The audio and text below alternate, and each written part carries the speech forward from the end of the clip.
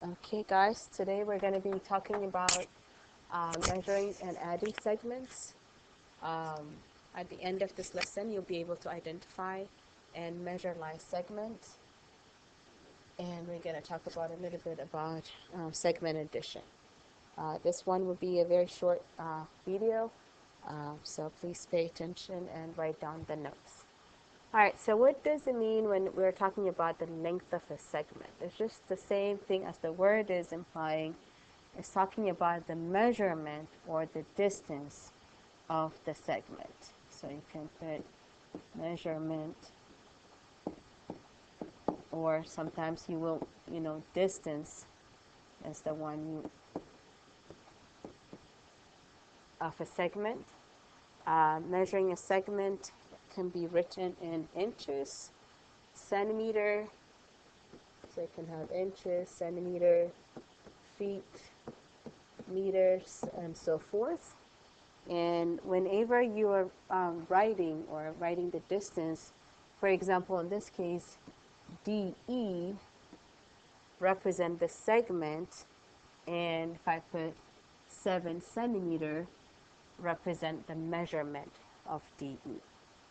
Okay, so now we wanted to measure a number line, or measuring a number line. In this case, they already labeled what each of the coordinates are. G is -7, H is -6, and so forth. So when they wanted you to find the measurement of Jn, you don't pick up a ruler and measure it. They already said J is -4, N is 0, so you want to know what's the length between J and N. One thing you need to remember, measurement distance is always going to be a positive number. Okay, so just remember it's always going to be a positive number. So you can start counting from right to left or left to right, it doesn't matter. In this case, it's easier from J to N, so you do 1, 2, 3, 4. So the distance between J to N will be 4. If it is hard for you to, and you can't really see the number line, you can also take the difference, the absolute value of the two. So you can do -4 minus 0 in absolute value, because distance needs to be positive. So this would give you +4. GO, so G is here, O is here, and again, you can use the absolute value difference. I can do -7 minus 1 absolute value, because it needs to be distance, so -7 minus 1 is going to be -8 in absolute value, but when it comes out, it's going to be +8. If you don't want to do it that way, you can just count. So when you count, you don't count the first number, you count the steps: 1, 2, 3, 4, 5, 6, 7, 8. Okay, so the length between GO would be 8. And I'm sure you guys will be able to do HG by yourself. So let's talk about the second one, which is segment addition. It's actually calculating the length of the segment using the endpoints. Okay, so in this case, they want you to find LM.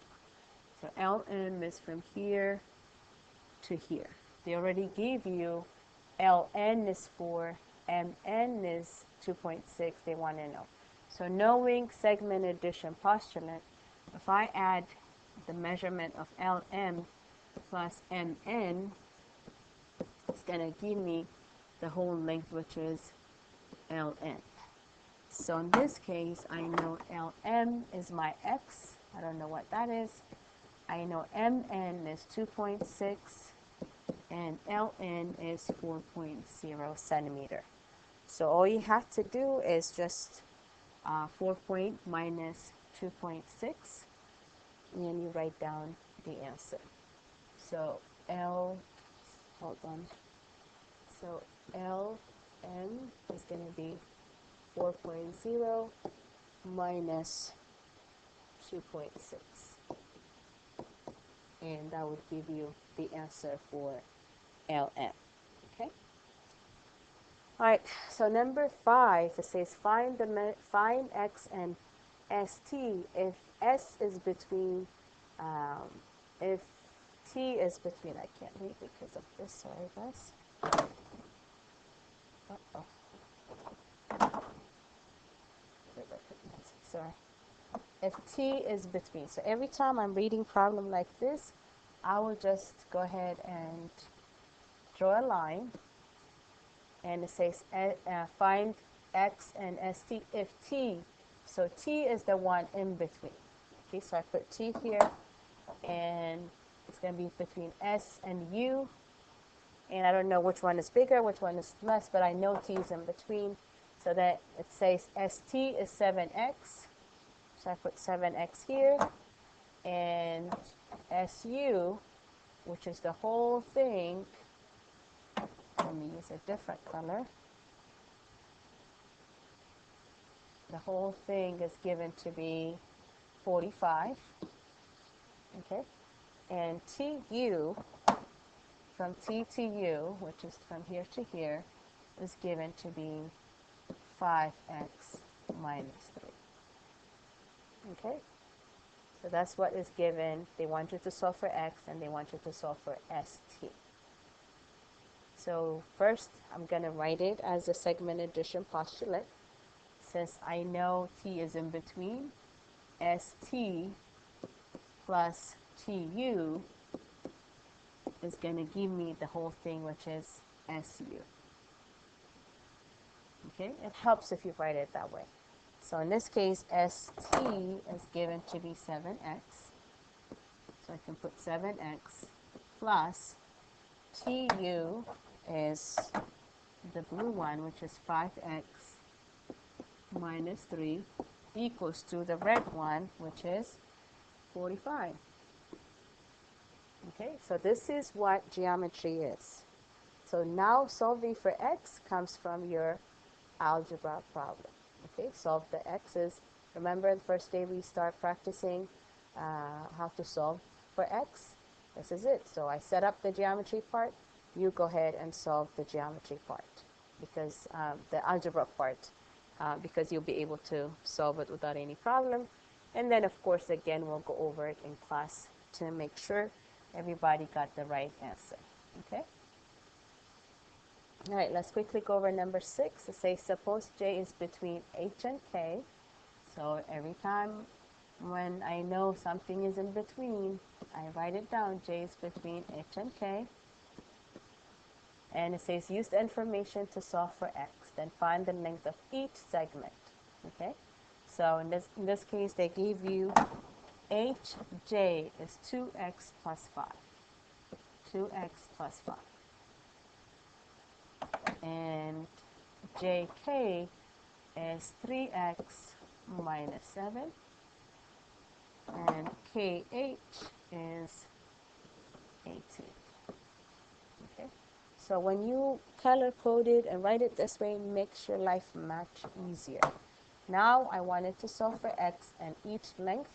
So I'm going to first write down my statement, segment addition postulate. It's going to be HJ plus the green piece, which is 3X minus 7, equals to the whole thing, which is 18. Okay?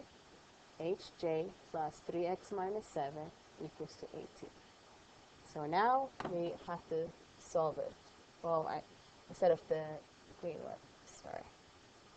This takes a little bit of time. Sorry guys. Because I mix my statements. So HJ plus JK equals to the whole thing, which is HK. And this is where I need to write down 2X plus 5 plus JK is my green one, which is 3X minus 7, equals to the whole thing is blue one, which is 18.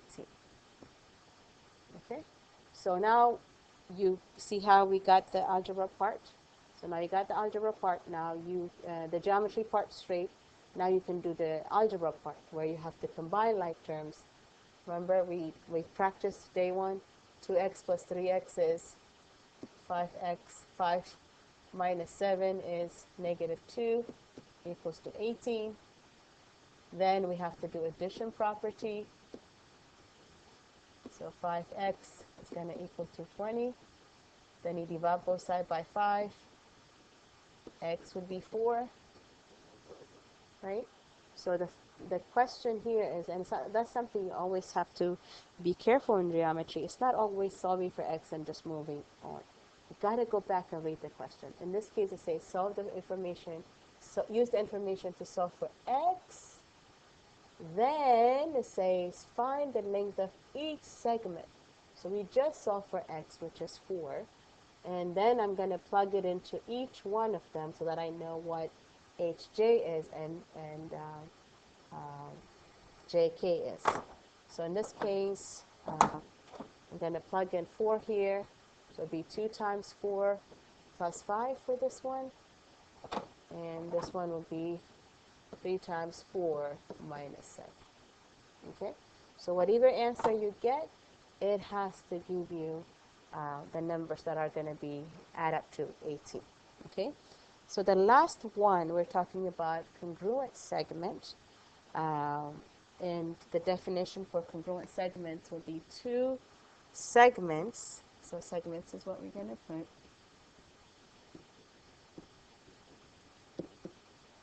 Having the same measure.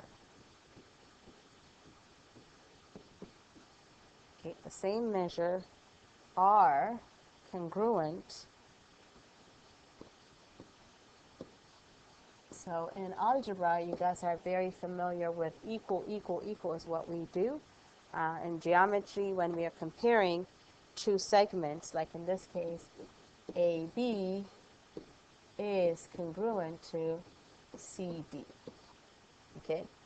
If I wrote it down, AB without the line equals to CD, this is AB is equal to CD. I'm talking about the distance of AB is the same as the distance of CD. Here is the measurement of AB is congruent. So they both implies the same thing. It tells you that the 2 segments or the 2 distances are going to be the same.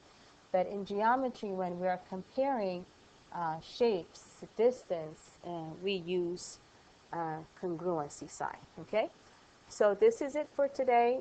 We will finish the rest of the back side of the note, well, more of the example part when we see you again next class. Okay?